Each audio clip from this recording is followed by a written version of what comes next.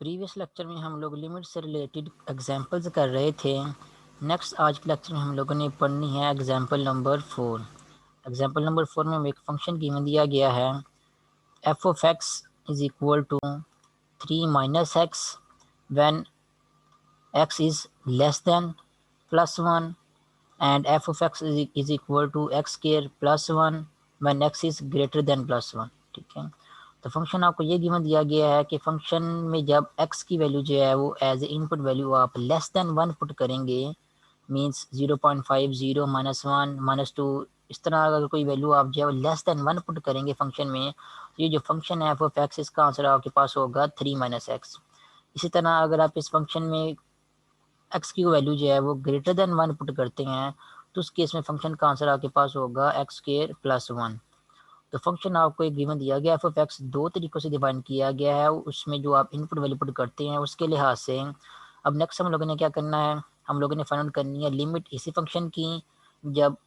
X जो है 1 को अप्रोच कर रहा हो लेकिन 1 की लेफ्ट हैंड साइड से अप्रोच कर रहा हो। ठीक है, तो इसका मतलब ये है कि हमने लेफ्ट हैंड लिमिट जो है इस फंक्शन की फाइंड आउट करनी है। 1 के ऊपर छोटा सा माइनस का सिंबल ये शो करा रहा होगा कि हम लोगों ने left hand limit find out करनी है इस फंक्शन की। मीन्स 1 से जो छोटी वैल्यूज होंगी वो पुट करते हुए 1 तक अप्रोच करना है और फिर चेक करना है कि फंक्शन कहाँ से जो है किस वैल्यू को अप्रोच कर रहा है, या सिंपल वर्ड्स में कहते तो हम लोगों ने लेफ्ट हैंड लिमिट जो है फाइंड आउट करनी है। इसी तरह ये 1 के ऊपर प्लस का सिंबल लगाया हुआ है, एक्स जो है वो 1 को अप्रोच कर रहा है और 1 के ऊपर प्लस का सिंबल ये बता रहा है कि हम लोगों ने रिटर्न लिमिट भी फंक्शन की फाइंड आउट करनी है। ठीक है, मीन्स 1 से ग्रेटर वैल्यू जो है उनको यूज़ करते हुए हमने फंक्शन की लिमिट जो है फाइंड आउट करनी है जब एक्स जो है 1 को अप्रोच करेगा थ्रू राइट साइड ऑफ 1। इसी तरह हम लोगों ने लिमिट जो है चेक करनी है कि लिमिट जो है वो at x is equal to 1 function की लिमिट जो है वो एग्जिस्ट करती है नहीं। सिंपल लिमिट जो है जिसमें रिटर्न लिमिट और लेफ्ट हैंड लिमिट्स दोनों आपस में इक्वल होती हैं, उस केस में हम लोगों ने बताना है कि फंक्शन की लिमिट एग्जिस्ट करती है नहीं, मीन्स के लेफ्ट हैंड लिमिट और राइट हैंड लिमिट दोनों का आंसर आपस में इक्वल आता है नहीं। अगर दोनों का आंसर आपस में इक्वल आ गया तो हमें इस जो है वो लिमिट का आंसर मिल जाएगा कि फंक्शन की 8.1 जो है वो लिमिट चाहे वो लेफ्ट लिमिट हो या राइट लिमिट, वो दोनों क्या करती हैं एग्जिस्ट करती हैं। तो वही क्या होगा जो सेम, और वो आंसर जो है सेम भी आना चाहिए। तो अगर दोनों आंसर सेम भी आ रहे हैं लेफ्ट और राइट लिमिट के, तो उस केस में जो है वो इस लिमिट का आंसर जो है मिल जाएगा। ठीक है, सबसे पहले हम बात करते हैं लेफ्ट हैंड लिमिट की। लेफ्ट हैंड लिमिट में क्या होगा,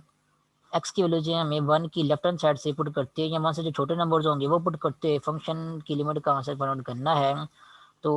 फाइंड आउट करते हैं हम लेफ्ट हैंड लिमिट के केस में, क्योंकि एक्स की वैल्यू जो है 1 से लेस है, तो हमें पता है कि जब एक्स की वैल्यू जो है 1 से लेस हो या एक्स जो है की वैल्यू जो है 1 से छोटी हो या लेफ्ट हैंड साइड से एक्स को जो है 1 को अप्रोच कर रहा हो, तो उस केस में जो फंक्शन का आंसर होता है वो क्या होता है 3 - x होता है। तो यहाँ पे हमने जब फंक्शन की left hand limit find out करनी है तो उस केस में फंक्शन की वैल्यू जो हमने यहाँ पे क्या पुट करनी है वो 3 - x पुट करनी है, जैसा कि मेरे क्वेश्चन में गिवन दिया गया है। उसके बाद नेक्स्ट 1 को जो है वो डायरेक्टली इस फंक्शन में पुट करेंगे। अगर आंसर हमारे पास जो है 0/0 या इन्फिनिटी ओवर इन्फिनिटी या अनडिफाइंड जो है वो नहीं आ रहा, तो हम डायरेक्टली जो है वो जिस पॉइंट के ऊपर हम लोगों ने लिमिट फाइंड करनी है उसका फंक्शन पुट करके भी फंक्शन की लिमिट का आंसर फाइंड आउट कर सकते हैं। तो 1 को इस फंक्शन में पुट करेंगे 3 - x में, 3 - 1 ये किसकी इक्वल आ जाएगा 2 की इक्वल आ जाएगा, तो आपको फंक्शन की लिमिट का आंसर जो है वो लेफ्ट हैंड लिमिट का आंसर जो है वो 2 मिल जाएगा। उसके बाद इसी तरह इसी फंक्शन की अगर आप लोगों ने रिटर्न लिमिट लगानी है तो इसका मतलब ये है कि हमने 1 की रिटर्न साइड से जो है 1 की तरफ अप्रोच करना है या 1 से बड़ी वैल्यू जो है फंक्शन पुट करते हुए फंक्शन की लिमिट का आंसर इवेल्यूएट करना है। तो फंक्शन की डेफिनेशन को देखें तो ये बताया गया है कि अगर फंक्शन में 1 से बड़ी वैल्यू जो है आपने एज ए इनपुट यूज़ करनी है या 1 से ग्रेटर वैल्यू जो है आपने पुट करनी है फंक्शन में, तो उस केस में आपका फंक्शन एफ ऑफ एक्स क्या होगा, वो होगा एक्स स्क्वायर +1। तो राइटर लिमिट के केस में हम जो फंक्शन की वैल्यू जो है वो यहाँ पे पुट करेंगे एक्स स्क्वायर +1 और फंक्शन की लिमिट कहाँ से इवेल्यूएट करेंगे। लिमिट कहाँ से निकालने के लिए हम क्या करेंगे, जो 1 है जिस पॉइंट पे हम लोगों ने लिमिट निकालनी है उस पॉइंट को हम डायरेक्टली फंक्शन में पुट करेंगे। अब क्योंकि 0/0 या इन्फिनिटी और इन्फिनिटी आंसर नहीं आ रहा, हमें कोई ना कोई रियल नंबर आंसर मिल रहा है, तो हम डायरेक्टली जो है इस पॉइंट को फंक्शन में पुट करके फंक्शन की रिटर्न लिमिट का आंसर इवेल्यूएट कर सकते हैं। और इस केस में फंक्शन की लिमिट का आंसर क्या आ रहा है, वो भी आपके पास क्या आ रहा है 2 ही आ रहा है। आप कैलकुलेशन कर सकते हैं X square +1 1 square +1 1 + 1 is equal to 2। तो फंक्शन हमें जो है वो एक्स की जो उससे छोटी वैल्यूज थी उनके केस में अलग बताया गया, एक्स से जो बड़ी 1 से जो छोटी वैल्यूज थी उनके लिए अलग बताया गया, 1 से जो बड़ी वैल्यूज थी एक्स एक्स की उनके लिए अलग बताया है। लेकिन दोनों जो है वो फंक्शन की जो वैल्यूज़ हैं जो उनके केस में जब लोगों ने फंक्शन की लेफ्ट हैंड लिमिट और राइट हैंड लिमिट का आंसर निकाला तो दोनों ही केस में हमारे पास लिमिट का आंसर क्या आ रहा है, सेम ही आ रहा है। फंक्शन की लिमिट लेफ्ट हैंड लिमिट और राइट हैंड लिमिट दोनों क्या आ रही हैं, आपस में इक्वल ही आ रही हैं। जब फंक्शन की दोनों ही limits mean left hand limit right hand limit जो है किसी एक पॉइंट पे जो है वो सेम आ रही हों, तो हमने एग्जिस्टेंस ऑफ फंक्शन की डेफिनेशन पढ़ी हुई है। तो इस केस में हम कहते हैं कि फंक्शन की लिमिट जो है एग्जिस्ट करती है। तो हम जो है लिख सकते हैं कि फंक्शन की लिमिट जो है वो एट पॉइंट वन जो है वो एग्जिस्ट करती है और वो किसके इक्वल है, वो 2 के इक्वल है। तो हमें इस लिमिट का आंसर भी जो है वो इन दी एंड मिल जाएगा। उसके बाद नेक्स्ट है एग्जाम्पल नंबर 5। एग्जाम्पल नंबर 5 में हमें फंक्शन दिया गया है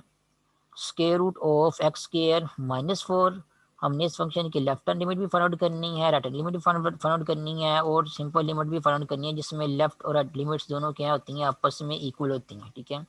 और एट पॉइंट टू जो हम लोगों ने लिमिट्स को फाइंड आउट करना है। तो अगर हम लेफ्ट हैंड लिमिट की बात करें, इसका मतलब ये है कि हमने 2 को अप्रोच करना है और 2 से जो छोटी वैल्यूज होंगी 0, 1, 1.5, 1.9 एंड सो ऑन,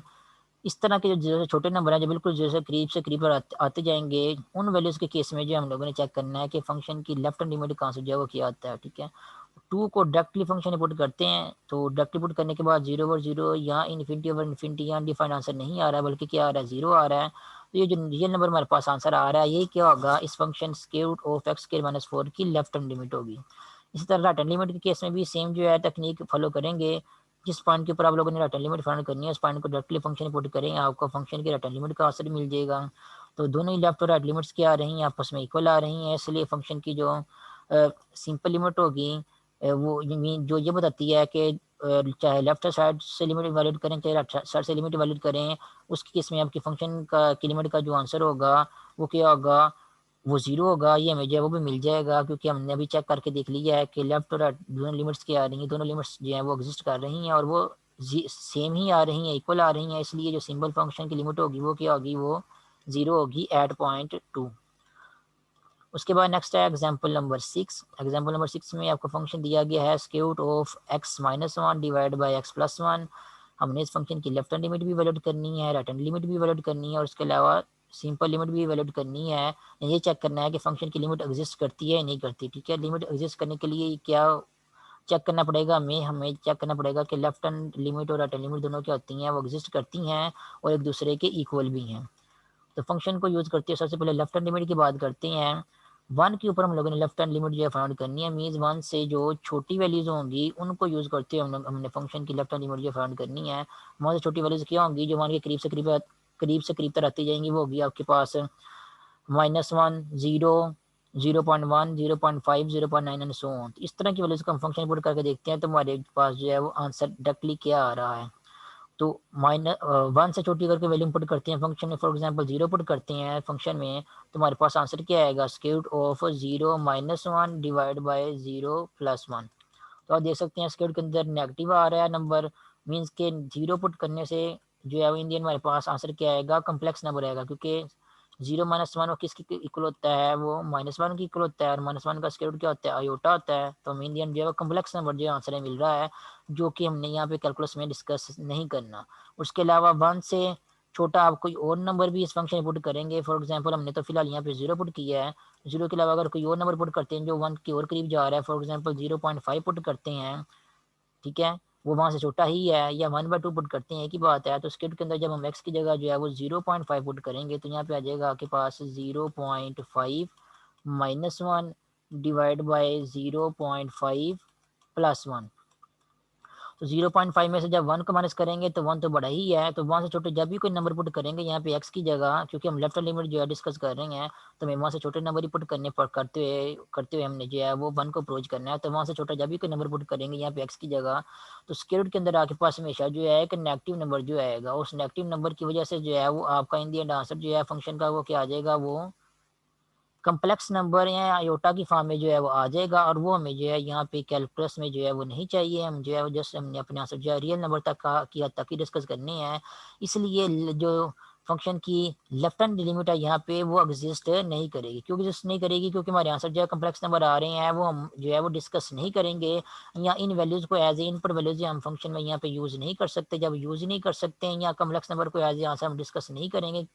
कैलकुलस में, तो हम फिर ये कहेंगे कि हमें जो है कोई वैल्यू ही नहीं मिल रही फंक्शन की लिमिट की या लेफ्ट हैंड लिमिट की, या दूसरे लफ्ज़ में अब ये कहेंगे कि फंक्शन की जो लेफ्ट हैंड लिमिट है वो एग्जिस्ट नहीं करती। ठीक है, आपको कोई नंबर रियल नंबर जो नहीं मिल रहा जिसके जिस जिस रियल नंबर के तक जो है वो फंक्शन के आंसर जो है वो अप्रोच कर रहे हैं। क्यों नहीं मिल रहा? क्योंकि हमें कॉम्प्लेक्स नंबर आंसर मिल रहे हैं, रियल नंबर आंसर नहीं मिल रहे, जिनको जज करके हम बता सके कि हमारा फंक्शन का आंसर जो है वो किस किस रियल नंबर को अप्रोच कर रहा है। इसलिए हमें वो नंबर कोई रियल नंबर ऐसा नहीं मिलेगा जो उसका फंक्शन अप्रोच करेगा while finding left hand limit. इसलिए हम कह देंगे कि हमारा जो फंक्शन है इसकी लेफ्ट हैंड लिमिट जो है वो एग्जिस्ट नहीं करती। ठीक है, इस तरह अगर राइट हैंड लिमिट की बात की जाए, ठीक है, तो राइट हैंड लिमिट के केस में क्या होगा? वन अगर आपके पास एक ये नंबर है तो हमने राइट हैंड लिमिट के केस में क्या करना है? वन की जो राइट हैंड साइड पे नंबर है वो पुट करते हुए फंक्शन की लिमिट का आंसर इवेल्यूएट करना है। तो वो पुट करके अगर चेक करें तो वन से बड़े नंबर आप कौन से पुट करेंगे? वन से बड़ा नंबर आप जो है थ्री पुट करेंगे, उससे बाद उसके अलावा टू पुट करेंगे, 1.5 पुट करेंगे। इस तरह नंबर पुट करते हैं वन से बड़े नंबर जो है वो वन को जो है अप्रोच करेंगे और फिर फंक्शन की लिमिट का आंसर जो है वो वैल्यूएट करेंगे। ठीक है, अब यहाँ पे एक बात याद रख लें कि हम डायरेक्टली अगर फंक्शन में यहाँ पे वन पुट करेंगे तो आपका आंसर यहाँ पे क्या आ रहा है? वो 0 divide by 1+1 is equal to, ये आपके पास आ रहा है 0 डिवाइड बाई 2, ये 0 आ रहा है। ठीक है, तो डायरेक्टली पुट करने से आंसर आपके पास 0 आ रहा है। इसका मतलब ये नहीं है कि अगर एक्स जो है वो लेफ्ट हैंड साइड से जो है वन को अप्रोच करेगा तो इसका मतलब इसकी लिमिट भी आपके पास क्या होगी? वन ही होगी। ये स्क्यू टाइप का फंक्शन इन्वॉल्व हो रहा है। इसमें आप लोगों ने ये भी चेक करना है होता है जब भी आप डायरेक्टली कोई नंबर पुट करते हैं किसी फंक्शन में लिमिट निकालने के लिए, तो उस केस में आप लोगों ने ये भी चेक करना होता है कि आप अगर जो है वो कंटिन्यूसली अगर नंबर पुट कर रहे हैं फंक्शन में, तो वो कंटिन्यूसली नंबर पुट कर उस नंबर तक पहुंचने के लिए जिस नंबर पे आप लोगों ने लिमिट फाइंड करनी है उस नंबर तक पहुंचने के लिए अगर आप कंटिन्यूसली नंबर पुट कर रहे हैं तो पुट करते हुए आपका फंक्शन जो है उसके रियल नंबर भी आंसर में आने चाहिए जो कि एक्चुअली अप्रोच कर रहे होंगे उस पॉइंट के ऊपर जिस पॉइंट को पुट करके आपने फंक्शन का आंसर जो है वो फाइंड आउट किया होता है, जिसको जो है वो एज ए लिमिट जो है वो कंसिडर करते हैं। तो यहाँ पे जो स्क्रिप्ट के केस में आपकी वो वाली बात नहीं आ रही, हमें लेफ्ट हैंड लिमिट वैलिड करनी है। तो वन को डायरेक्टली पुट करने से पहले आपने ये भी चेक करना होगा कि हम जो नंबर पुट करते हुए वन की लेफ्ट हैंड साइड से वन को अप्रोच कर रहे हैं वो नंबर पुट करते हुए फंक्शन की कोई ना कोई रियल नंबर भी आंसर में आ रहे हैं, जिनकी वैल्यूज को हम जो है वो चेक करेंगे कि वो किस नंबर को अप्रोच करेंगे, जिस नंबर को अप्रोच करेंगे वही वैल्यू जो है फंक्शन की लिमिट होगी। लेकिन यहाँ पे हमारे पास आंसर क्योंकि कम्प्लेक्स नंबर आ रहा है इसलिए यहाँ पे जो है वो हम जैसे ही वन की लेफ्ट हैंड साइड से वन को अप्रोच करते रहेंगे जितना भी चाहे करीब करीब चले जाए हम वन के, हमारा answer in the and iota या कम्प्लेक्स नंबर ही आएगा। इसलिए हम कह सकते हैं कि इस फंक्शन की लिमिट जो है वो यहाँ पे एग्जिस्ट नहीं करती। अब उसके बाद नेक्स्ट रिटर्न लिमिट की बात की जाए तो रिटर्न लिमिट के में क्या होगा? वन जो है वो उसको हमने अप्रोच करना है लेकिन वन की रिटर्न साइड से अप्रोच करना है। तो चाहे अगर आप इस फंक्शन में जो है वो थ्री पुट करें, ठीक है, तो उस केस में भी आपके पास देखते हैं आंसर क्या आएगा। उस केस में आपके पास आंसर आएगा 3-1 डिवाइड बाय 3+1, और यहाँ पे आपके पास आंसर आ जाएगा square root of 2 divide by 4। तो इस तरह आपके पास कोई ना कोई जो है वो रियल नंबर आंसर में आ जाएगा। तो इस तरह हम जो है वन के रिटर्न साइड से जो नंबर पुट कर रहे हैं वो पुट करते हम जो है वन के करीब चलते जाएंगे। तो थ्री पुट कर लिया है, थ्री के बाद अगर आप जो है वो टू पुट करेंगे, टू पुट करने से आपका आंसर क्या आएगा? टू पुट करने से हमारे पास आंसर आएगा square root of 2-1 divide by 2+1। ये बन जाएगा आपके पास स्क्वायर रूट ऑफ 1 जो कि 1 की इक्वल होता है, और ये बन जाएगा आपके पास 1/3। तभी आपके पास एक रियल नंबर आंसर आ रहा है। इस तरह 1.5 भी अगर पुट करेंगे इस फंक्शन में तो वो पुट करने से भी आपके पास कोई ना कोई रियल नंबर आंसर आएगा 1.4 1.3 1.2 एंड सो ऑन। अगर आप वन से करीब तक चलते जाएंगे तो अब आपको जो है वो कोई ना कोई रियल नंबर ही आंसर में मिलेगा।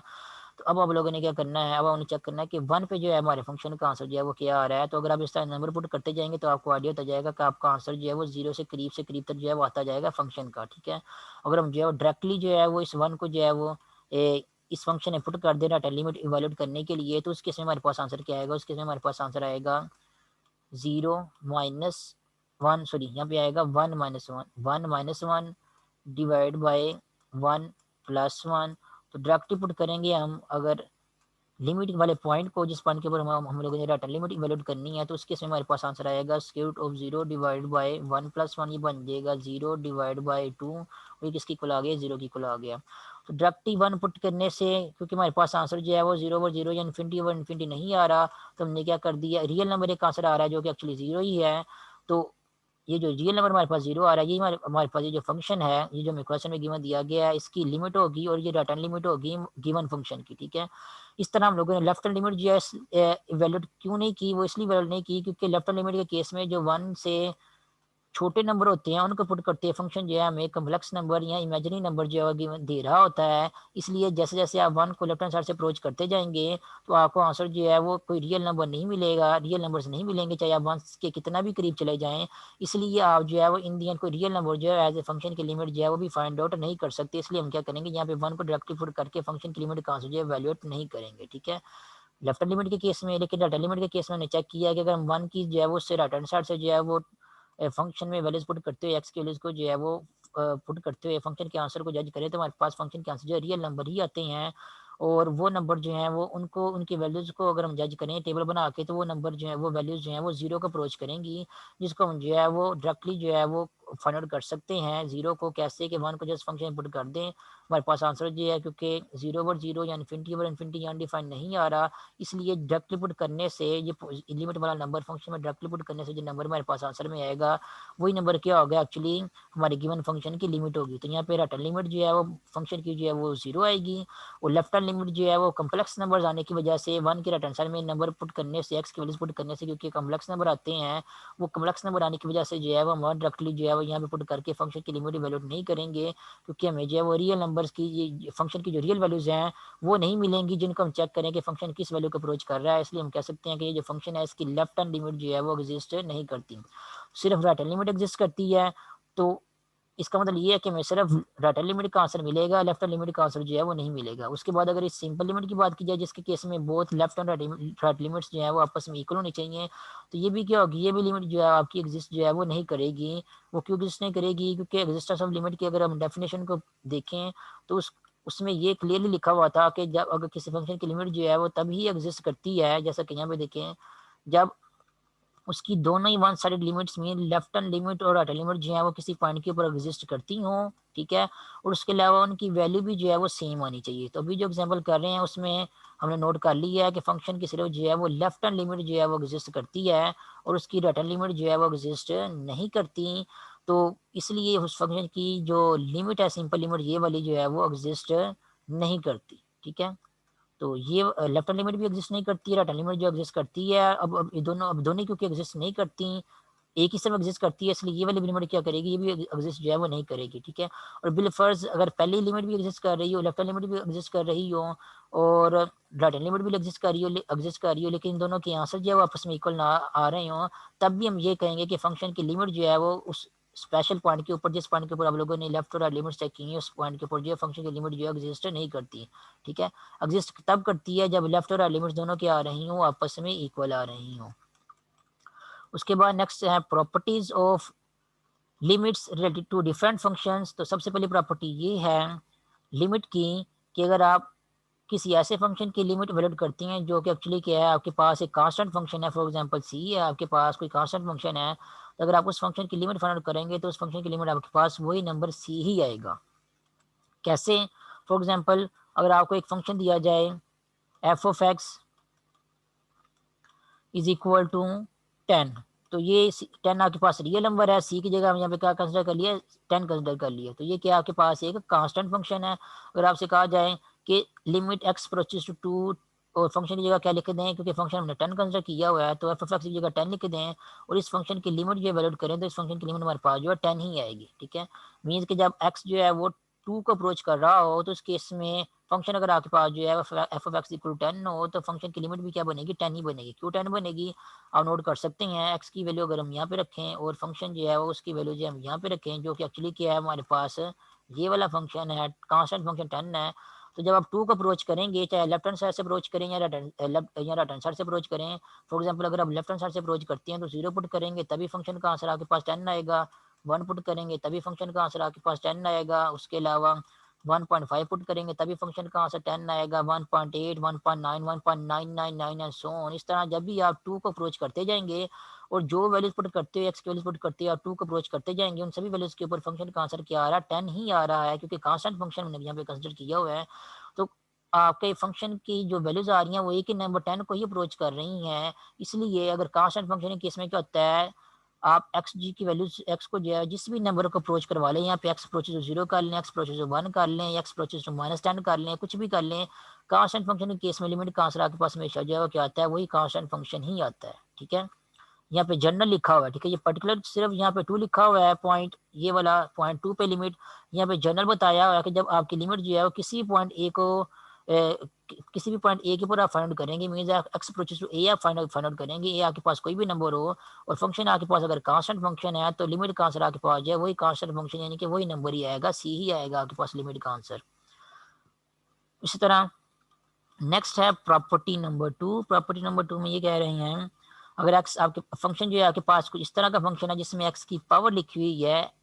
एन, और एन आपके पास क्या है, कोई पॉजिटिव इंटीजर है, तो आप उस फंक्शन की लिमिट चाहे किसी भी पॉइंट के ऊपर निकाल के देख लें, उस फंक्शन की लिमिट का आंसर आपके पास जो है वो ए की पावर एन ही आएगा। ठीक है, फंक्शन आपके पास एक्स की पावर एन है और अगर आप किसी भी पॉइंट ए के ऊपर फंक्शन की लिमिट का आंसर निकालते हैं तो फंक्शन की लिमिट का आंसर भी क्या आ जाएगा, एक्स की जगह जस्ट ए पुट कर देंगे तो ए की पावर एन जो है फंक्शन की लिमिट का आंसर आ जाएगा। ठीक है, फॉर एग्जांपल हम एक्स की पावर एन की जगह इन पर्टिकुलर जो है अगर एक्स केयर कोई फंक्शन कंसिडर करें, ठीक है, और उसके ऊपर लिमिट अप्लाई कर दें कि लिमिट हम लोगों ने फाइंड आउट करनी है फंक्शन की, जब एक्स जो है वो 3 को अप्रोच करेगा तो एन, क्योंकि हमारे पास एन की जगह हमने एक पॉजिटिव इंटीजर लिखा है यहाँ पे और एक्स की पावर एन लिखी है, तो एक्स को जब 3 को अप्रोच करेंगे तो एक्स के जो आपके पास फंक्शन है उसकी लिमिट का आंसर आपके पास क्या आ जाएगा, जस्ट जिस पॉइंट पे आपने लिमिट फाइंड करनी है उस पॉइंट को जो है फंक्शन पुट कर दें, जो आपके पास आंसर आएगा वही आंसर एक्चुअली क्या होगा, फंक्शन की लिमिट का आंसर होगा। ठीक है, याद रखना यहाँ पे एन जो है वो पॉजिटिव इंटीजर हो, फिर जो है वो ए चाहे जो मर्जी हो, उस पॉइंट ए को जब एक्स जो है अप्रोच करेगा तो फंक्शन की लिमिट का आंसर क्या आ जाएगा, जस्ट एक्स की जगह ए रखें और ए की पावर एन जो है फंक्शन की लिमिट का आंसर जो है आपको मिल जाएगा। उससे इसी तरह नेक्स्ट है प्रॉपर्टी नंबर 3। प्रॉपर्टी नंबर 3 में कह रहे हैं, अगर फंक्शन जो है उसकी कोई ना कोई लिमिट हो, लेने की लिमिट उसकी एग्जिस्ट करती हो जब एक्स जो है ए को अप्रोच करे और सी जो है आपके पास कोई एक रियल नंबर हो, then c into f of x जो है ये जो आपके पास नया फंक्शन बनेगा इसकी लिमिट का आंसर होगा सी बाहर चला जाएगा और जो ओरिजिनल फंक्शन एफ है उसकी लिमिट का आंसर साथ में मल्टीप्लाई हो जाएगा। कैसे, फॉर एग्जाम्पल अगर आप जो है वो आपने इस लिमिट का आंसर निकालना है, लिमिट एक्स अप्रोचेस टू -2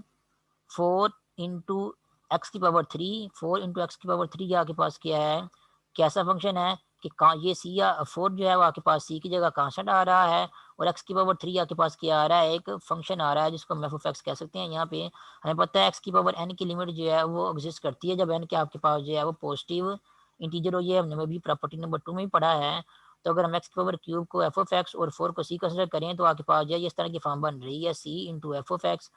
और ये प्रॉपर्टी 3 कहती है अगर फंक्शन की लिमिट जो एग्जिस्ट करती है जब एक्स ए को अप्रोच करता है तो उसके और सी आपके पास कोई रियल नंबर हो तो इस फंक्शन का answer c into f of x का आंसर आपके पास क्या आएगा कि सी बाहर आ जाएगा और फंक्शन की जो लिमिट होगी उसका आंसर साथ में मल्टीप्लाई हो जाएगा। ठीक है, तो यहाँ पे सी की जगह 4 है तो 4 को हम साइड पे कर सकते हैं और जो एक्स क्यूब यहाँ पे एफ ऑफ एक्स की जगह आ रहा है जस्ट उसकी लिमिट जो है वो यहाँ पे फाइंड आउट करके वो लिख देंगे और उसको 4 से मल्टीप्लाई कर देंगे तो हमें ओवरऑल जो है ये जो पूरे का पूरा फंक्शन है 4 इंटू एक्स पावर 3 इसकी लिमिट का आंसर जो है मिल जाएगा। तो अगर आपने कांस्टेंट इंटू कोई फंक्शन है उसकी लिमिट निकालनी है तो किसकी इक्वल होगी, कांस्टेंट साइड पे आ जाएगा। ठीक है, जैसा कि यहाँ पे लिखा हुआ है और जो बाकी आपके पास फंक्शन बन जाएगा कांस्टेंट के अलावा आपने उसकी लिमिट जो है वो फाइंड आउट करके उसको जो है कांस्टेंट के साथ मल्टीप्लाई करना है। तो एक्स क्यूब की लिमिट कैसे मिलेगी, -2 को हम क्या करेंगे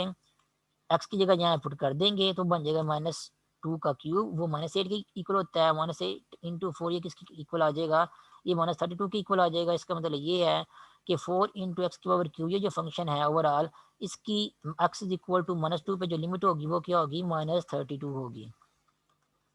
उसके बाद नेक्स्ट है प्रॉपर्टी नंबर 4। प्रॉपर्टी नंबर 4 में ये कह रहे हैं, अगर limit x approaches to a f of x and limit x approaches to a of g of x exist, then कह रहे हैं कि एक ही पॉइंट ए के ऊपर जो है अगर दो फंक्शंस एफ और जी की लिमिट जो है एग्जिस्ट करती है और आप लोगों ने इन दो फंक्शन के सम और डिफरेंस की लिमिट जो है वैलिड करनी है तो वो किसकी इक्वल होगी कि पहले फंक्शन की लिमिट अलग से फाइंड कर लें प्लस या माइनस दूसरे फंक्शन की लिमिट अलग से माइनस कर लें, इन दोनों को कंबाइन कर दें, आपको जो है वो ओवरऑल इन दोनों फंक्शन के सम या डिफरेंस की लिमिट जो है मिल जाएगी। ठीक है, कैसे, फॉर एग्जांपल आपसे कहा जाए कि एक्स स्क्वायर प्लस एक्स की लिमिट फाइंड करो तो आप क्या करेंगे, एक्स स्क्वायर की अलग से लिमिट फाइंड करेंगे प्लस एक्स की लिमिट अलग से फाइंड करेंगे, एक्स स्क्वायर की आपके पास at x is equal to 2 जहाँ मैन एक्स अप्रोचेस टू 2 इसके ऊपर इस पॉइंट के ऊपर जब आप लिमिट फाइंड आउट करेंगे तो एक्स की लिमिट आ जाएगी आपके पास 2 स्क्वायर यानी कि 4, और एक्स की लिमिट जब एक्स 2 को अप्रोच करेगा वो आपके पास आ जाएगी 2, और 4 प्लस 2 वो क्या बन जाएगा 6 बन जाएगा। तो overall x square plus x इसकी लिमिट का आंसर आपके पास आ जाएगा +6। उसके बाद नेक्स्ट है प्रॉपर्टी नंबर 5। प्रॉपर्टी नंबर 5 में ये कह रहे हैं अगर किसी एक पॉइंट के ऊपर दो फंक्शन एफ और जी की लिमिट एग्जिस्ट करती है और आप लोगों ने इन दोनों की फंक्शन की मल्टीप्लिकेशन करने से जो नया फंक्शन मिल रहा है आपने उसकी लिमिट फाइंड आउट करनी है, तो वो किसकी और उसी पॉइंट की जो है वो ए के ऊपर लिमिट फाइंड आउट करनी है, तो वो किसकी इक्वल होगी, फंक्शन एफ ऑफ एक्स उसकी लिमिट अलग से फाइंड आउट करें और जी की लिमिट अलग से फाइंड आउट करें, दोनों को आपस में मल्टीप्लाई कर दें तो आपको ओवरऑल दोनों फंक्शन की मल्टीप्लिकेशन से जो नया फंक्शन मिल रहा है उसकी लिमिट जो है मिल जाएगी। फॉर एग्जाम्पल अगर हम लोगों ने इस फंक्शन की लिमिट फाइंड करनी है तो आप देख सकते हैं कि ये फंक्शन जो है एक्चुअली दो फंक्शंस को मल्टीप्लाई करने के बाद जो है बन रहा है। पहला फंक्शन एक्स स्क्वायर -5 और दूसरा फंक्शन एक्स +6, और लिमिट फाइंड करनी है व्हेन एक्स अप्रोचेस टू -1। तो कैसे फाइंड करेंगे, सबसे पहले हम पहले फंक्शन की लिमिट फाइंड करेंगे और उसके बाद जो है दूसरे फंक्शन की लिमिट फाइंड करेंगे, उन दोनों को क्या कर देंगे आपस में मल्टीप्लाई कर देंगे, क्योंकि ओरिजिनल फंक्शन भी क्या हो रहे हैं आपस में मल्टीप्लाई हो रहे हैं। तो पहले फंक्शन की लिमिट किस तरह फाइंड आउट करेंगे, -1 को डायरेक्टली क्या करेंगे फंक्शन में पुट कर देंगे, एक्स स्क्र -5 में जब एक्स की जगह -1 पुट करेंगे तो हमें आंसर मिलेगा -1 का स्क्र -5, ये बन जाएगा आपके पास 1 - 5, और ये क्या बन जाएगा आपके पास, ये आपके पास -4 बन जाएगा। इसी तरह दूसरा फंक्शन जो है उसकी लिमिट अगर आप लोगों ने फाइंड करनी है तो -1 को जो है डायरेक्टली फंक्शन में पुट करेंगे, एक्स +6 में पुट करेंगे, ये बन जाएगा आपके पास -1 +6, और -1 +6 किसकी इक्वल होता है, ये 5 की इक्वल होता है, और 5 को जब हम -4 से मल्टीप्लाई करेंगे तो हमें यहाँ से मिल जाएगा -20। ठीक है, इसका मतलब ये है कि इस फंक्शन की limit when x approaches to -1 होगा उसके केस में फंक्शन की लिमिट का आंसर हमारे पास क्या आ जाएगा, -20 आ जाएगा। उसके बाद नेक्स्ट है प्रॉपर्टी नंबर 6। प्रॉपर्टी नंबर 6 में क्या कर रहे हैं, when limit of f of x and g of x exist when x approaches to a, then ये जो नया फंक्शन बनेगा आपके पास f of x divide by g of x, इस इसकी लिमिट का आंसर जब एक्स अप्रोचेस टू ए होगा वो क्या होगा कि न्यूमरेटर जो है वो उसकी लिमिट जो है वो अलग से निकालेंगे और डिनोमिनेटर में जो फंक्शन है उसकी लिमिट जो अलग से निकालेंगे, दोनों को डिवाइड कर देंगे तो ओवरऑल आपको जो है ये जो फंक्शन दो आपस में डिवाइड हो रहे हैं इनको डिवाइड करने से जो नया फंक्शन बन रहा है उसकी लिमिट का आंसर जो है मिल जाएगा। लेकिन यहाँ पे एक कंडीशन जो है वो आप लोगों ने याद रखनी है कि जो डिनोमिनेटर में फंक्शन आ रहा है उसकी लिमिट जो है वो 0 के इक्वल नहीं होनी चाहिए। ठीक है, अगर कुछ फंक्शन ऐसे भी होते हैं जिनकी लिमिट 0 भी होती है और कुछ फंक्शन आते हैं जिनकी लिमिट 0 के अलावा भी होती है, कुछ फंक्शन आते हैं ऐसे होते हैं जिनकी लिमिट एग्जिस्ट नहीं करती, तो जो डिनोमिनेटर में फंक्शन आ रहा है उसकी लिमिट जो है वो 0 नहीं होनी चाहिए। ठीक है, उसके अलावा 0 के अलावा कोई और रियल नंबर जो है वो फंक्शन की लिमिट होनी चाहिए, या दूसरे लफ्ज़ों में कितनी लिमिट अगर एग्जिस्ट कर रही है दोनों फंक्शन की, तो एफ की लिमिट चाहे आपके पास जो मर्जी रियल नंबर हो लेकिन जो जी है उसकी लिमिट आपके पास जो है वो 0 नहीं होनी चाहिए, उसके अलावा कोई और जो है वो रियल नंबर लिमिट होनी चाहिए। उस केस में आप लोग क्या करेंगे, इस प्रॉपर्टी नंबर 6 को यूज़ करते हुए अगर दो फंक्शन आपस में डिवाइड करने के बाद जो नया फंक्शन बन रहा है उस टाइप के फंक्शन की लिमिट जो है वो फाइंड आउट कर सकते हैं। उसके बाद नेक्स्ट इससे रिलेटेड जो एग्जांपल यहाँ पे लिखी हुई है देखें, फंक्शन एक आपके पास है एक्स डिवाइड बाय x+3, तो एक न्यूमरेटर में फंक्शन आ रहा है एक डिनोमिनेटर में फंक्शन आ रहा है। ठीक है, और लिमिट इस फंक्शन की फाइंड आउट करनी है व्हेन x अप्रोचेस टू +2, तो न्यूमरेटर की लिमिट अलग से फाइंड आउट करेंगे, x की लिमिट क्या होगी फंक्शन में जस्ट 2 पुट कर देंगे तो हमें जो है वो x की जगह जब 2 पुट करेंगे तो न्यूमरेटर में 2 मिल जाएगा, डिनोमिनेटर में x की जगह 2 पुट करेंगे उसकी लिमिट मिल जाएगी 2 + 3 और हमें मिल जाएगा यहाँ पे डिनोमिनेटर में 5 मिल जाएगा। ओवरऑल x/3 इस फंक्शन की लिमिट का आंसर मिल जाएगा 2/5। उसके बाद नेक्स्ट है एग्जांपल नंबर 7। एग्जांपल नंबर 7 में हम क्या करेंगे, इन प्रॉपर्टीज़ को यूज़ करते हुए जो लिमिट्स का आंसर ये वैलिड करेंगे। फंक्शन है आपके पास एक्स स्क्वायर -4x+2, हम लोगों ने इस फंक्शन की लिमिट फाइंड करनी है जब एक्स जो है वो 5 को अप्रोच करेगा। तो लिमिट कैसे फाइंड करेंगे इस फंक्शन की, क्योंकि तीन फंक्शन आप देख सकते हैं यहाँ पे जो है वो ऐड हो रहे हैं जिनको मिलाने के बाद जो है वो ये नया फंक्शन जो है वो बन रहा है एक्स स्क्वायर -4x+2 आपके पास एक कांस्टेंट फंक्शन है, तो हम क्या करेंगे सभी फंक्शन की अलग अलग लिमिट जो है फाइंड आउट करेंगे। उसके बाद एक्स की लिमिट क्या होगी, एक्स की जगह जो है वो 5 पुट कर देंगे फंक्शन में तो आपको जो एक्स की लिमिट 25 मिल जाएगी। 4x की लिमिट कैसे मिलेगी, इसमें एक्स की जगह 5 पुट करेंगे तो आपको 4x की लिमिट जो 20 मिल जाएगी, और बाहर जो है माइनस का सिंबल आ रहा है वो भी साइड में एज इट इज आ जाएगा। इसी तरह जो कांस्टेंट फंक्शन है उसकी प्रॉपर्टी हम लोगों ने पहले पढ़ी हुई है। उसमें ये होता है कि किसी कांस्टेंट फंक्शन की किसी भी पॉइंट के ऊपर आप लोगों ने लिमिट निकालनी है तो उसका आंसर जो है हमारे पास वही कांस्टेंट ही आता है, ठीक है। तो ओवरऑल सिंप्लीफाई करेंगे तो हमें आंसर मिलेगा 25 माइनस 20 प्लस 2, और ये हमें आंसर मिल जाएगा +7। ये किसका आंसर होगा? ये इस पूरे के पूरे फंक्शन की लिमिट का आंसर होगा, ठीक है। जब आप लोगों ने इस तरह का क्वेश्चन करना है लिमिट सॉल्व करते हुए, ये जैसा आपको बता रहे हैं कि किस तरह जो है लिमिट अलग अलग जो है सेपरेट होती है, आप लोगों ने जब खुद से सॉल्व करना है तो आपको जो है वो हर बार इस तरह जो है वो अलग अलग से जो है वो लिमिट लिख लिख के जो है वो सॉल्व करने की जरूरत नहीं है। आप जो है डायरेक्टली जो है अपनी कैलकुलेशन कर सकते हैं टाइम बचाने के लिए। आप यहाँ से जो है वो ये वाला स्टेप जो है वो डायरेक्टली कर सकते हैं। यहाँ पे भी ये x की जगह 5 पुट कर दें, यहाँ पे भी x की जगह 5 पुट कर दें, और ये क्योंकि कांस्टेंट फंक्शन है तो इसकी लिमिट जो है वो यही आएगी। तो 5 पुट करके डायरेक्टली जो है वो स्टेप तक ही जा सकते हैं, जिससे आप लोगों को समझाने के लिए जो है वो ये वाले स्टेप जो है वो डिटेल के साथ किए हुए हैं, ताकि आपको पता चल सके कि आप लोगों ने लिमिट जो है वो एक्चुअली कैसे इवेलुएट करनी होती है किसी फंक्शन की। उसके बाद नेक्स्ट है एग्जांपल नंबर 8। एग्जांपल नंबर 8 में दो फंक्शंस डिवाइड हो रहे हैं, तो न्यूमरेटर में जो फंक्शन है उसकी लिमिट अलग से फाइंड आउट करेंगे और डिनोमिनेटर वाले फंक्शन की लिमिट अलग से फाइंड आउट करेंगे। कैसे फाइंड आउट करेंगे?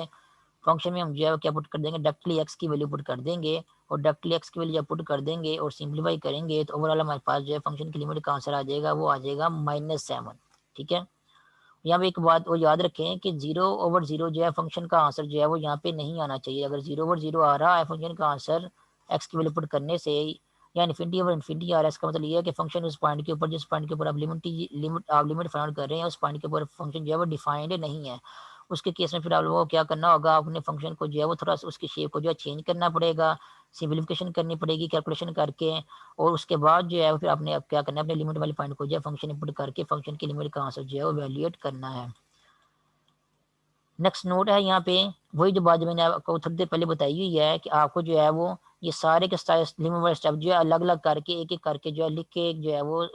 लिमिट को फाइंड करने की जरूरत नहीं है। आप क्या कर सकते हैं, जितने भी आप लोग ने सारे प्रॉपर्टीज यूज करनी है, सम के केस में अलग अलग करना है, कांस्टेंट कांस्टेंट की बात अगर आ रही हो तो उसकी लिमिट जो है वही वही कांस्टेंट नंबर ही आएगा। उसके अलावा अगर किसी फंक्शन के साथ कांस्टेंट मल्टीप्लाई हो रहा है, जैसे 4x क्यूब के साथ मल्टीप्लाई हो रहा है, तो 4 को बाहर काट दें और x की लिमिट अलग से निकालें। इस तरह की ये वाले जो स्टेप्स हैं, ये प्रॉपर्टी जो हमने पढ़ी है थोड़ी देर पहले, उन सभी प्रॉपर्टीज को आप लोगों को अलग अलग जो है वो मेंशन करके जो है वो लिमिट को जो है कंप्यूट करने की जरूरत नहीं है। आप सारी प्रॉपर्टीज जो है वो इकट्ठी जो है लगा सकते हैं। मीन्स आप क्या कर सकते हैं, क्वेश्चन से जो है वो डायरेक्टली जो है स्टेप पे जो है वो आ सकते हैं। 4x क्यूब में x की जगह 1 पुट कर देंगे, और 3 क्योंकि कांस्टेंट फंक्शन है उसकी लिमिट जो है एज इट इज 3 लिख देंगे, x में x की जगह अगेन 1 पुट कर देंगे, और जो 2 है कांस्टेंट फंक्शन उसकी जगह 2 लिख देंगे। तो क्वेश्चन का जो स्टार्ट है आपका, उस स्टार्ट से जो है आप यहाँ तक जो है वो स्टेप स्टेप जो यानी कि यहाँ से जो है वो आप यहाँ से जो है वो उस स्टेप तक जो है वो डायरेक्टली पहुँच सकते हैं।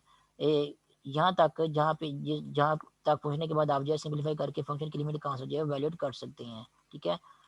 तो ये वाले स्टेप जो है आप सारे के सारे जो है वो कंबाइंडली जो है वो सारे जो है वो यूज़ करके फंक्शन की लिमिट जो है वो उसको कैलकुलेट कर सकते हैं। उसके बाद नेक्स्ट है एग्जाम्पल नंबर 9। एग्जाम्पल नंबर 9 में यही बात उन्होंने यहाँ पे की हुई है कि जितनी प्रॉपर्टीज़ हैं आप उनको आपको जो है वो उनको अलग अलग मेंशन करके जो है वो लिख के जो है वो मेंशन करके जो है वो लिमिट को फाइंड करने की जरूरत नहीं है। आप सभी जो है वो कैलकुलेशन जो है वो प्रॉपर्टीज़ को जो है इकट्ठा यूज़ करके भी कर सकते हैं। जैसा कि यहाँ पे इस फंक्शन की लिमिट फाइंड करनी है, जब x जो है वो 2 को अप्रोच करेगा तो हम क्या करेंगे, डायरेक्टली जो है वो न्यूमरेटर और डिनोमिनेटर उसमें जो है वो x की वैल्यू जो है वो 2 पुट कर देंगे। अब क्योंकि हमारा आंसर जो है वो इन्फिनिटी ओवर इन्फिनिटी या 0/0 या अनडिफाइंड नहीं आ रहा, इसलिए जो भी इन दी एंड हमारे पास आंसर आएगा वो क्या होगा, इस फंक्शन की लिमिट होगी व्हेन x अप्रोचेस टू 2, ठीक है। तो ये एग्जांपल नंबर 9 में यही बात बताई गई है यहाँ पे। उसके बाद नेक्स्ट है एक्सरसाइज 3.1। एक्सरसाइज 3.1 में क्वेश्चन नंबर 1 से लेकर क्वेश्चन नंबर 10 तक जो है वो कुछ आसान क्वेश्चन यहाँ पे दिए हुए हैं, जिनमें जब आप डायरेक्टली जो है वो जिस पॉइंट के ऊपर लिमिट फाइंड कर रहे हैं उस पॉइंट को डायरेक्टली फंक्शन में पुट करेंगे तो आपको जो है फंक्शन की लिमिट का आंसर जो है वो डायरेक्टली यहाँ पे मिल जाएगा। क्योंकि फंक्शन का आंसर यहाँ पे जो है वो 0/0 या इन्फिनिटी ओवर इन्फिनिटी या अनडिफाइंड जो आंसर नहीं आएगा, आपको डायरेक्टली आंसर मिल जाएगा। इसलिए इन क्वेश्चन को यहाँ पे सेपरेटली जो है वो लिखा हुआ है। और स्टार्ट में क्योंकि हम ये क्वेश्चन कर रहे हैं एक्सरसाइज के, तो स्टार्ट में आपको कुछ आसान क्वेश्चन दिए हुए हैं कि आप लोगों ने क्या करना है, इनकी लिमिट फाइंड करनी है। तो डायरेक्टली आप क्या करेंगे, जिस पॉइंट के ऊपर फॉर एग्जांपल यहाँ पे क्वेश्चन नंबर अगर आप 8 को देखें तो फंक्शन की लिमिट फाइंड करनी है x+2 डिवाइड बाई x-4 की लिमिट फाइंड करनी है। जब x जो है वो 5 को जो है वो अप्रोच करेगा तो हम क्या करेंगे, इस फंक्शन में डायरेक्टली जो है 5 को पुट करेंगे, तो 5 को पुट करेंगे तो हमारे पास आंसर आएगा 5 + 2 डिवाइड बाय 5 - 4। इसको सिंप्लीफाई करते हैं, 5 + 2 7 बन जाएगा और 5 - 4 क्या बन जाएगा, 1 बन जाएगा। 7/1 ये किसकी इक्वल होता है, ये 7 के इक्वल ही होता है। तो ओवरऑल इस फंक्शन की लिमिट का आंसर जब x जो है 5 को अप्रोच करेगा तो लिमिट का आंसर हमें क्या मिल जाएगा, 7 मिल जाएगा। तो क्वेश्चन नंबर 1 से लेकर 7 तक ये आसानी क्वेश्चन है। आप लोगों ने जस्ट क्या करना है, जो भी पॉइंट बताया गया जिस पॉइंट के ऊपर आप लोगों ने लिमिट फाइंड करनी है उस पॉइंट को क्या करें, डायरेक्टली जो है फंक्शन इनपुट कर दें, आपको फंक्शन की लिमिट का आंसर जो है वो मिल जाएगा। उसके बाद नेक्स्ट है क्वेश्चन नंबर 11 से लेकर क्वेश्चन नंबर 18 तक। क्वेश्चन नंबर 11 से लेकर क्वेश्चन नंबर 18 तक मैंने यहाँ पे मेंशन क्लियरली किया हुआ है, use an algebraic simplification to find the limit of the following functions if exist. ठीक है, यहाँ पे उन्होंने क्लियरली कह दिया कि हम लोगों ने अलजेब्राइक सिंप्लीफिकेशन करनी है या कैलकुलेशन वगैरह करनी है। वो इसलिए करनी है क्योंकि जब आप जिस पॉइंट के ऊपर आपको लिमिट फाइंड करने के लिए कहा गया उस पॉइंट को जब आप फंक्शन इनपुट करेंगे तो हमें जो है वो इन दी एंड 0/0 जो है वो या अनडिफाइंड आंसर जो है वो मिलेगा फंक्शन का। तो वो अनडिफाइंड आंसर जो एक्चुअली फंक्शन की लिमिट नहीं होगी, उसके लिए फिर हमें क्या करना होगा, सिंप्लीफिकेशन करनी पड़ेगी। ठीक है, ये वाला केस जो है पहले 10 क्वेश्चन में जो है नहीं होगा कि आपको 0/0 वाली फॉर्म मिलेगी। ये वाला केस जो है क्वेश्चन नंबर 11 से लेकर क्वेश्चन नंबर 18 तक जो क्वेश्चन दिए गए हैं इनके केस में होगा। तो यहाँ पे आप लोगों ने ये प्रैक्टिस करनी है फिर किस तरह जो है वो आप लोगों ने जो है फंक्शन की सिंप्लीफिकेशन करनी है। सिंप्लीफिकेशन के लिए क्या करती हैं, या हम फैक्टराइजेशन करती हैं या हम क्या करते हैं, कुछ कॉमन लेते हैं और टर्म्स को कुछ जो है वो ऊपर नीचे क्या डिनोमिनेटर डिनोमिनेटर में जो टर्म्स आ रही होती हैं जिनकी वजह से जो है वो 0/0 आंसर बन रहा होता है उनको कैंसिल करने के बाद जो है वो जो फंक्शन की शेप चेंज हो जाती है उसमें जो है लिमिट वाले पॉइंट को जिस पॉइंट के ऊपर हम लोग लिमिट फाइंड करनी है उसको पुट करके फंक्शन की लिमिट का आंसर जो है वैलिड करते हैं। ठीक है, तो क्वेश्चन नंबर 11 से लेकर 18 तक जो क्वेश्चन है उनमें जस्ट जो है वो फैक्टराइजेशन होगी, फैक्टर्स बना के हम कैंसिलेशन करेंगे या कुछ कॉमन लेके कैंसिलेशन करेंगे। और जो क्वेश्चन नंबर 9 से लेकर क्वेश्चन नंबर 24 तक क्वेश्चन यहाँ पे दिए गए हैं, इनमें आप देख सकते हैं यहाँ पे स्क्वायर रूट जो है इन्वॉल्व हो रहा है। यहाँ पे सिंप्लीफिकेशन के लिए हम जो है वो रैशनलाइजेशन का मेथड जो है वो यूज़ करेंगे। वो क्या होता है कि न्यूमरेटर या डिनोमिनेटर में जहाँ पे स्क्वायर रूट इन्वॉल्व हो रहा है, स्क्वायर रूट में जहाँ पे दो टर्म्स आपस में ऐड या सब्ट्रैक्ट हो रही हैं उनके साइन को जो है वो फॉर एग्जाम्पल यहाँ पे माइनस है तो इसको प्लस कर दें, और एग्जाम्पल यहाँ पे देखें यहाँ पे भी माइनस है तो इसको प्लस कर दें। उसके अलावा जहाँ जहाँ पे स्क्वायर रूट का स्क्वायर रूट वाली टर्म्स इन्वॉल्व हो रही हैं न्यूमरेटर या डिनोमिनेटर में, वहाँ पे स्क्वायर रूट वाली टर्म में जहाँ पे साइन आ रहा है प्लस या माइनस का साइन आ रहा है उसके साइन को चेंज करके जो नया आपके पास यहाँ पे एक्सप्रेशन बनेगा, जैसे यहाँ पे स्क्वायर रूट ऑफ x+2 बन रहा है, यहाँ पे स्क्वायर रूट ऑफ x² + 8 उसके बाद +3 बन रहा है। इस जो नया एक्सप्रेशन आपके पास बनेगा इसको क्या करें, ओरिजिनल जो फंक्शन है आपके पास जो क्वेश्चन में इन्वॉल्व हो रहा है उसके साथ क्या करें, मल्टीप्लाई और डिवाइड कर दें, उसके बाद मल्टीप्लिकेशन करें और सिम्प्लीफिकेशन करें, आपका फंक्शन जो है उसकी जो नई शेप बन जाएगी उस शेप को यूज़ करते हुए आप क्या कर सकते हैं, फिर फंक्शन की लिमिट का आंसर जो है वैलिड कर सकते हैं। ये रैशनलाइजेशन से रिलेटेड एग्जाम्पल हम लोगों ने प्रीवियस लेक्चर में भी की थी। तो सबसे पहले फिलहाल हम जो है क्वेश्चन नंबर 11 से लेकर जो 18 तक क्वेश्चन है इनकी बात करते हैं। इनमें आप लोगों ने क्या करना है, एक्स्ट्रा टर्म्स को जो है फैक्टर्स बना के या कॉमन लेके जो है वो कटिंग करनी है, उन टर्म्स की कटिंग करनी है जो न्यूमरेटर या डिनोमिनेटर में सेम आ रही है जिनकी वजह से आंसर आपके पास जो 0/0 आ रहा है। फॉर एग्जाम्पल यहाँ पे क्वेश्चन नंबर 11 में ही देख लें, -1 पे हम लोगों को लिमिट फाइंड करनी है। हमें पता है कि जब हम -1 पुट करेंगे न्यूमरेटर में तो x+1 की वजह से जो है ये क्या हो जाएगा, आपका न्यूमरेटर का आंसर 0 आ जाएगा और डिनोमिनेटर में भी x+1 की वजह से उसका आंसर जो है वो 0 आ जाएगा और आपके पास क्या आ जाएगा, 0/0 आ जाएगा। तो हमें क्या करना होगा, फैक्टर्स क्योंकि यहाँ पहले से बने हुए हैं हमें खुद से फैक्टर बनाने की जरूरत नहीं है, तो जिनकी वजह से 0 आ रहा है, जिन टर्म्स की वजह से 0 आ रहा है जो कि सेम आ रही है न्यूमरेटर डिनोमिनेटर में इनको कैंसिल कर देंगे। उसके बाद या फिर आपका वो वाला पॉइंट जिस पॉइंट के ऊपर आप लोगों ने लिमिट फाइंड करनी है उस पॉइंट को हम क्या करेंगे, फंक्शन में पुट करेंगे। तो कैंसिलेशन करने के बाद सिंपली क्या बच जाएगा, x² + 3। तो x² + 3 में जब -1 को पुट करेंगे तो हमें मिलेगा -1 का स्क्वायर +3 और ये क्या बन जाएगा 1 + 3 और ये क्या बन जाएगा 4। तो ओवरऑल ये जो फंक्शन है आपके पास ये वाला फंक्शन, इस फंक्शन की लिमिट का आंसर जब x जो है -1 को अप्रोच करेगा वो आपको मिल जाएगा +4। इसी तरह यहाँ पे जो है आप a² - b² वाला फार्मूला लगा सकते हैं। यहाँ पे आप जो है a³ + b³ का फार्मूला लगा सकते हैं क्योंकि इस फंक्शन को हम लिख सकते हैं t का क्यूब और 8 को हम लिख सकते हैं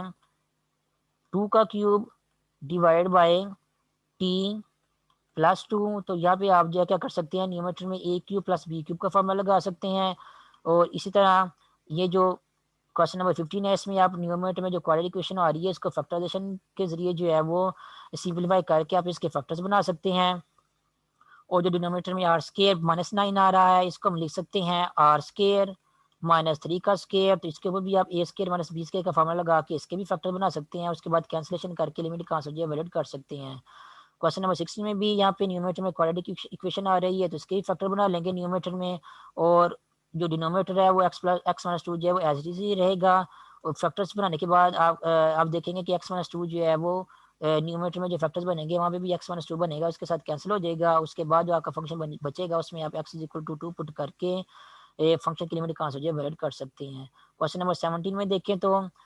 2y-4 divide by y plus 2 लिखा हुआ है, तो हम इसको जो है वो चेंज करके लिख सकते हैं। अगर हम इसमें से क्या कर सकते हैं, -2 कॉमन ले सकते हैं न्यूमरेटर में से, तो आपके पास न्यूमरेटर में बचेगा y, -2 y में से जब हम -2 कॉमन लेंगे तो y बच जाएगा, और -4 में से जब हम -2 कॉमन लेंगे तो हमें यहाँ से मिल जाएगा यहाँ पे y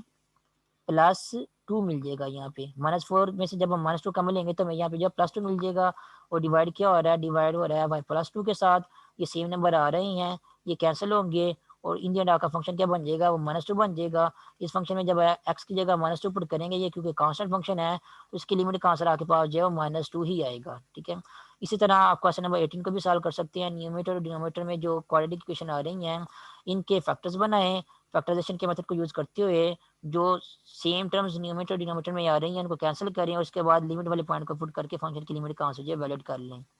और यहाँ पे जो क्वेश्चन नंबर 14 रह गया है इसमें आप नोट करेंगे कि न्यूमरेटर में जो है यहाँ पे क्यूबिक इक्वेशन जो है वो लिखी हुई है, और डिनोमिनेटर में सिंपली x-3 लिखा हुआ है। तो क्यूबिक इक्वेशन जो लिखी होती है उसके फैक्टर्स कैसे बनाते हैं, ठीक है। क्वाड्रेटिक इक्वेशन के तो फैक्टर्स आपको बनाने आते हैं, क्यूबिक इक्वेशन के फैक्टर्स बनाने के लिए हम क्या करते हैं, सिंथेटिक डिवीजन है जो वाला मेथड जो है उसको यूज करते हैं। सिंथेटिक डिवीजन वाला मेथड क्या होता है कि हम सबसे पहले ये चेक करते हैं कि हम लोगों ने जिस क्यूबिक इक्वेशन के फैक्टर बनाने हैं उस हम क्या करते हैं, देखते हैं कि उस क्यूबिक इक्वेशन में कौन सा नंबर पुट करने से जो है वो उस क्यूबिक इक्वेशन का आंसर जो है वो जीरो आता है। ठीक है, फॉर एग्जाम्पल यहाँ पे हम क्या करें, एक्स की जगह जीरो पुट करें, तो ये जो पूरी की पूरी क्यूबिक इक्वेशन होगी इसका आंसर हमारे पास जो है जीरो नहीं आएगा बल्कि क्या आएगा, -3 आ जाएगा। ठीक है, इसी तरह अगर एक्स की जगह 1 पुट करेंगे तभी इसका आंसर जो है हमारे पास जो है पूरी की पूरी क्यूबिक इक्वेशन का आंसर जो है हमारे पास यहाँ पे क्या आ जाएगा, जीरो नहीं आएगा। 1 पुट करने से भी आंसर जीरो नहीं आ रहा, 2 पुट करने से भी आंसर जो है वो जीरो नहीं आएगा, आप चेक कर सकते हैं। और इसी तरह अगर इस फंक्शन में क्यूबिक इक्वेशन में हम जो है वो एक्स की जगह यहाँ पे जो है अगर हम 3 पुट करें यहाँ पे, तो 3 पुट करने से आंसर जो है हमारा जो है वो जीरो आ जाएगा। कैसे आ जाएगा, पुट करके देख लें आप चाहे तो। 2 इंटू एक्स के क्यूब की जगह 3 पुट करेंगे तो यहाँ पे आ जाएगा आपके पास 3 का क्यूब। उसके बाद -6 इंटू एक्स के की जगह हम यहाँ पे 3 पुट करेंगे तो ये बन जाएगा आपके पास 3 का स्क्वायर। एक्स की जगह 3 पुट कर दिया है। उसके बाद प्लस एक्स की जगह अगेन 3 पुट करेंगे और साथ में क्या आ रहा है, -3 आ रहा है। तो ये वाला -3 +3 के साथ कैंसिल, और 3 का स्क्वायर क्या होता है 9, और 6 इंटू 9 6 मल्टीप्लाइड बाय 9 ये किसकी इक्वल होता है, ये 54 की इक्वल होता है। ये बन जाएगा आपके पास -54, और उसके बाद ये जो 3 का क्यूब है ये क्या बन जाएगा आपके पास 27, और 27 को जब हम 2 से मल्टीप्लाई करेंगे तो ये आपके पास आंसर बन जाएगा 54। ये वाला 54 जो है -54 से कैंसिल हो जाएगा। ओवरऑल ये जो पूरी की पूरी क्यूबिक इक्वेशन है इसमें 3 पुट करने से आंसर आपको क्या मिल रहा है, जीरो मिल रहा है। तो सिंथेटिक डिवीजन में क्या करते हैं, हम सबसे पहले वो वाला नंबर फाइंड आउट करते हैं जिसको क्यूबिक इक्वेशन में पुट करने से आंसर हमारे पास जो है वो जीरो आ रहा है। जब वो नंबर मिल जाता है, फॉर एग्जाम्पल हमें यहाँ पे 3 मिल गया है जिसको पुट करने से क्यूबिक इक्वेशन का आंसर जीरो आ रहा है, तो हम इस 3 को यहाँ पे लिखते हैं। ठीक है, उसके बाद ये जो क्यूबिक इक्वेशन है इसके जो कोएफिशिएंट्स बन रहे हैं यहाँ पे 2 -6 यहाँ पे 1, और ये कांस्टेंट वाला नंबर जो है -3 इसको यहाँ पे लिखेंगे 2 -6 +1 और -3 इनको यहाँ पे लिखेंगे। यहाँ पे खुद से जो है वो एक नंबर जीरो लगाएंगे, इन दो नंबर्स को आपस में ऐड करेंगे, आंसर आपके पास क्या आ जाएगा 2। ये 3 जो है इसको इस 2 से मल्टीप्लाई करेंगे तो आंसर आपके पास क्या आ जाएगा 6, इसको यहाँ पे लिखेंगे। अगेन इन दो नंबर्स को ऐड करेंगे, आंसर आपके पास क्या आ जाएगा 0 आ जाएगा। इस 3 को इस नंबर 0 से मल्टीप्लाई करेंगे तो आंसर आपके पास क्या आ जाएगा 0 आ जाएगा। इन दो नंबर्स को आपस में ऐड करेंगे तो आपके पास क्या आएगा 1 आएगा। अब अगेन क्या करेंगे, इस 3 को इस 1 से मल्टीप्लाई करेंगे तो आंसर आपके पास क्या आएगा 3 आएगा। अब अगेन इन दो नंबर्स को आपस में ऐड करेंगे तो आंसर आपके पास क्या आ जाएगा 0 आ जाएगा। तो जब भी कोई ऐसा नंबर आप यहाँ पे रखेंगे जिसको क्यूबिक इक्वेशन में पुट करने से आंसर 0 आ रहा है, वो रखने के बाद आप जो ये वाला प्रोसीजर फॉलो करेंगे तो आपको यहाँ पे जो है वो आंसर हमेशा क्या मिलेगा, इन दी एंड 0 ही मिलेगा। जब ये 0 मिल जाएगा आपको यहाँ पे एंड पे, तो ये जो नंबर बच गए हैं आपके पास 2, 0 और 1, इसको क्या करेंगे हम क्वाड्रेटिक, इनको यूज करके हम एक क्वाड्रेटिक इक्वेशन बनाएंगे। ठीक है, फॉर एग्जाम्पल 2 लिखेंगे और साथ में लिख देंगे एक्स स्क्वायर, फिर उसके बाद 0 0 लिखेंगे और साथ में लिख देंगे x, उसके बाद फिर 1 है तो 1 आपके पास जो है वो एज इट आ जाएगा। ठीक है, तो पहला जो नंबर है इसको x के साथ लिखेंगे, दूसरा नंबर जो है इसको x के साथ लिखेंगे और तीसरा नंबर एज ए कांस्टेंट लिख देंगे। तो आपके पास ये ओवरऑल क्वाड्रेटिक इक्वेशन बन जाएगी एक्स 2x स्क्वायर प्लस 1। तो एक आपके पास क्वाड्रेटिक इक्वेशन ये वाली बन जाएगी, जो भी बनेगी इसको आप लोगों ने नोट कर लेना है। और दूसरा आप लोगों ने ये वाला नंबर नोट करना है जिसको पुट करने से आंसर आपके पास क्या आया था, क्यूबिक इक्वेशन का 0 आया था। तो इसको क्या करेंगे, इस नंबर को जो हम क्या करेंगे x में से जो है वो माइनस कर देंगे। तो x में से हम 3 को माइनस करेंगे। ठीक है, और ये जो इक्वेशन आपके पास बनी है ये वाली 2x के प्लस 1, इसको क्या कर देंगे, इसके साथ मल्टीप्लाई कर देंगे। ये आपके पास क्या बन जाएगा, x minus 3 into 2x square plus 1। अब ये जो दो नंबर आपस में मल्टीप्लाई हो रहे हैं यहाँ पे x minus 3 into 2x square plus 1, ये आपके जो है फैक्टर्स बन जाएंगे इस क्यूबिक इक्वेशन के। ठीक है, कैसे पता चला ये फैक्टर्स बन जाते हैं, आप जो है आपने ये सिंथेटिक डिवीजन से पता किया है। अगर आप लोगों ने कंफर्म करना हो कि वाकई जो है ये जो फैक्टर यहाँ पे मैंने लिखे हैं x माइनस 3 और 2x के प्लस 1 ये वाकई इस क्यूबिक इक्वेशन के फैक्टर्स है या नहीं, तो आप इसको कंफर्म भी कर सकते हैं। आप कैसे कंफर्म करना है, इन दोनों ही क्वांटिटीज को या ब्रैकेट्स को क्या करें, आपस में मल्टीप्लाई करें और मल्टीप्लाई करने के बाद जब आप सिंपलीफाई करेंगे तो आपको इन दी एंड जो है यही क्यूबिक इक्वेशन जो है मिलेगी आंसर में। तो आपको यहाँ से क्लियर हो जाएगा कि ये जो क्यूबिक इक्वेशन है इसको जो हम इन फैक्टर्स के इक्वल जो है लिख सकते हैं। फिर नेक्स्ट टाइम में आप क्या करेंगे, इस क्यूबिक इक्वेशन की जगह जो है वो ये वाले दो फैक्टर्स लिखेंगे। यहाँ पे लिखेंगे एक्स माइनस 3 और उसके आगे नेक्स्ट लिखेंगे 2x स्क्वायर प्लस 1, और डिवाइड में क्या, डिवीजन में डिनोमिनेटर में क्या आ रहा है, वो भी जो है वो आपके पास x माइनस 3 आ रहा है। ये वाला x माइनस 3 जो है इस x माइनस 3 से कैंसिल आउट हो जाएगा। ये जो बाकी फंक्शन बच जाएगा इसमें हम क्या करेंगे, x की जगह जो है वो 3 पुट करेंगे। तो 3 पुट करने के बाद हमें जो आंसर मिलेगा वो एक्चुअली क्या होगा, ओवरऑल इस पूरे के पूरे फंक्शन की लिमिट का आंसर होगा व्हेन x अप्रोचेस टू 3। ठीक है, याद रखना क्वाड्रेटिक इक्वेशन के लिए हम फैक्टराइजेशन वाला मेथड यूज करते हैं, क्यूबिक इक्वेशन के लिए हम जो सिंथेटिक डिवीजन जो है यूज करते हैं। वो कैसे करते हैं सिंथेटिक डिवीजन, उसका वे भी मैंने आपको थोड़ी देर पहले जो है बता दिया है। उसके बाद नेक्स्ट क्वेश्चन नंबर 90 से लेकर क्वेश्चन नंबर 24 तक। क्वेश्चन नंबर 90 से 24 तक जो क्वेश्चन है उसमें हमने जो है रैशनलाइजेशन का प्रोसेस जो है वो करना है। उस प्रोसेस को यूज करते हैं हम लोगों ने फिर इन क्वेश्चन को जो है फंक्शन को जो है उनकी शेप को चेंज करके इनकी लिमिट्स का आंसर जो है वो वैल्यूएट करना है। तो यहाँ पे हम क्या करेंगे, क्वेश्चन नंबर 19 में इसको क्या करेंगे, यहाँ प्लस का सिंबल लगा के ये वाला ये जो नई क्वांटिटी बन रही है square root of x square plus 8 और प्लस 3, इसके साथ हम क्या करेंगे, इस पूरे के पूरे फंक्शन को मल्टीप्लाई और डिवाइड कर देंगे। मीन्स यहाँ पे लिखेंगे square root of x square plus 8 और यहाँ पे लिखेंगे स्क्वायर रूट के बाय प्लस 3, इसके साथ मल्टीप्लाई कर दिया है। और इसी के साथ ही हम क्या कर देंगे, डिवाइड कर देंगे square root of x square plus 8 plus 3। ठीक है, इन दो न्यूमिनेटर्स को क्या करेंगे, आपस में मल्टीप्लाई करेंगे और इन दो डिनोमिनेटर्स को क्या करेंगे, आपस में मल्टीप्लाई करेंगे। तो ये आप अगर हम न्यूमिनेटर में देखेंगे तो आप देखेंगे यहाँ पे न्यूमिनेटर में आपके पास जो है वो